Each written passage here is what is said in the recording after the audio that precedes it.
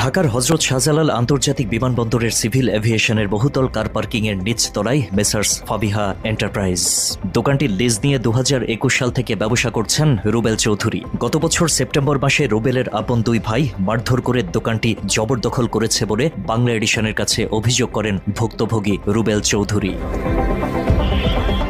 রুবেল বাংলা এডিশনকে জানান তার আপন ভাই মাসুদ রানা ও রাজু যোগ সাজসে তার ব্যবসা প্রতিষ্ঠান অবৈধভাবে দখল করেছে। ব্যবসা প্রতিষ্ঠান ফেরত চাইলে হামলা সহ বিভিন্নভাবে হয়রানি করার অভিযোগ করেন ভুক্তভোগী রুবেল।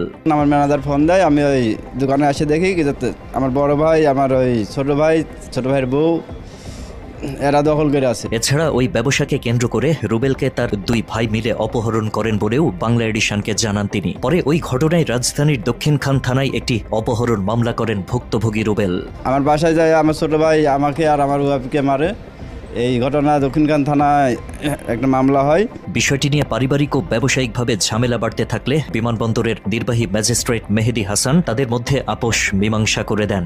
আপোষনামায় 1 ফেব্রুয়ারি 2025 থেকে 30 জুন 2025 তারিখ পর্যন্ত প্রতিষ্ঠানটি পরিচালনার দায়িত্ব দেওয়া হয় রুবেল চৌধুরীকে। তবে সেই আপোষের চুক্তির পরও তার ভাই মাসুদ রানার বিরুদ্ধে ব্যবসা পরিচালনায় বাধা দেওয়ার অভিযোগ করেন ভুক্তভোগী রুবেল। আমার ক্যান্টিনটা ওই আমারে বুঝাই দেয়, 2 তারিখ সকালবেলা আমি বসবো, লিখিতভাবে আমাকে ডকুমেন্ট দিল। 2 তারিখ সকালে আসলাম, এসে ছোট ভাইয়ের বউ ছোট ভাই থাকে আমাকে মেরে তাড়াই দিছে। ঘটনার সত্যতা জানতে শুক্রবার হযরত শাহজালাল আন্তর্জাতিক বিমানবন্দরের ফাবিহা এন্টারপ্রাইজে যায় বাংলা এডিশন। সে সময় দোকানে অবস্থানরত রাজু ইসলামের কাছে ব্যবসা দখলের অভিযোগ নিয়ে জানতে চায় বাংলা এডিশন। তবে কোনো তথ্য না দিয়ে টিম বাংলা এডিশনের উপর ক্ষিপ্ত হয় তারা। তথ্য না দিয়ে এমন আচরণের ব্যাখ্যা চাইলে আরও বেশি উত্তেজিত হয়ে ওঠে ওই দোকানে অবস্থানরতরা। এক পর্যায়ে লাঠি এবং দেশীয় অস্ত্র নিয়ে রাজু ইসলামের নেতৃত্বে কয়েকজন মিলে হামলা করে বাংলা এডিশনের উপর। হত্যার হুমকি দেয়া হয় এ সময়।